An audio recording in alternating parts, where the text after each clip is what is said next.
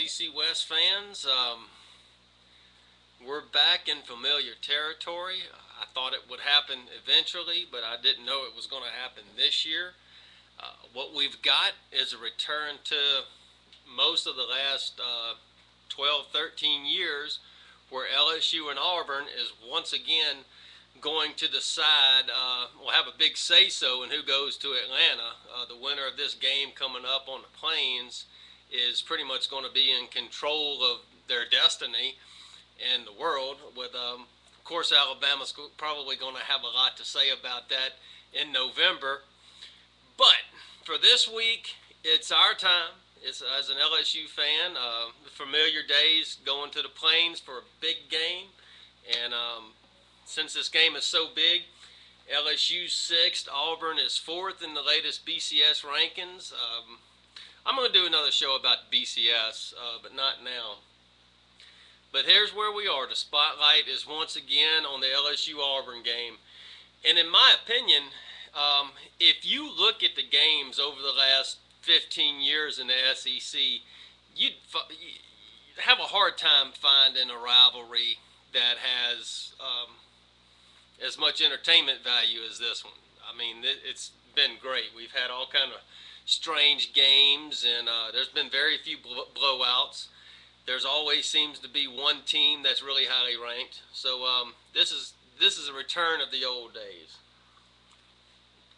Of course, all you Alabama fans, I know y'all are lurking, but give us our week. There's a lot to be said about this game.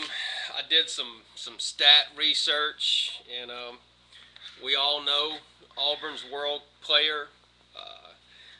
I don't know how Auburn gets these once-in-a-generation guys, but I'm 40, and now it seems like I've seen Auburn have 2 once-in-a-generation guys, and Bo Jackson and now Cam Newton. This kid is everything. But let me get to the statistics first. Some of the things that jumped out at me: net punting, LSU is 7th and Auburn is 11th. Punt returns, LSU ranks 2 and Auburn 9. So it looks like LSU is going to have an advantage in the punt game, you would think, if we can ever get Cam Newton to punt, which is I'll get to later, but it's going to be a very tall task. We have a special. Maybe LSU has a special teams advantage here. We'll see. Rushing offense, everybody knows Auburn's 1. LSU is 4. Rushing defense, LSU is 1. Auburn is 3. Wow. Yeah, something's got to give. I go back to, being 40. I'm a man. I'm 40. No, that's the wrong conference. But anyway, when you look at teams, you look at who has the best defense and the best offense. And anytime a situation like that happens, it's always, well, I guess there's been some stragglers here and there, but for the most part, it's usually the one with the top defense usually ends up winning the against the team with the top offense. And in the SEC, that's what we got. So, traditionally speaking, I think LSU's got an edge there too, perhaps. Scoring defense, LSU is 2nd, Auburn is 8th. Scoring offense, Auburn is 1st, LSU is 10th. We all know LSU has a horrible offense. Auburn's got the best. Total defense, LSU's 1, Auburn 9. Total offense, Auburn 1, LSU 10. Going back to the old cliche of who, number 1 defense versus number 1 offense. Usually the number 1 defense usually wins those battles. Turnovers lost, this is critical. Auburn is 6th, and this is conference standings. This is conference rankings, not national. Auburn is 6th with 10 turnovers lost. LSU is 12th with 17 turnovers lost. Any LSU fan or person that's been following or watching LSU football this year knows that our biggest problem this year has been turnovers, whereas the Florida game, the Tennessee game, Hell, this past week against McNeese, we've been turning the ball over a lot. Turnover margin, Auburn is ranked 2 in the conference. LSU is 9. You don't win championships turning over the ball. So that's going to be critical for LSU is, no turnovers. And I can't count a game this year where they haven't had a whole bunch of turnovers and strange deals happen. So to think that LSU is going to go into this game and all of a sudden get their turnover problems fixed is probably fool's gold. Very, very, very tough. I can say this about the matchup between LSU's defense and Auburn's offense. What the Chief has done, that's Chavis, that's our defense coordinator, he's pretty much built a defense to defend against teams like this. Granted, nobody has an all-world quarterback, but this is what this Gus Malzahn type formations and running all over the field and speed. Chavis built his defense for this. In the beginning of the year, I was wondering why it seemed to me like our defense was so undersized, and I was worried about your running teams, your Alabamas, your traditional teams that line it up, punch you in the mouth.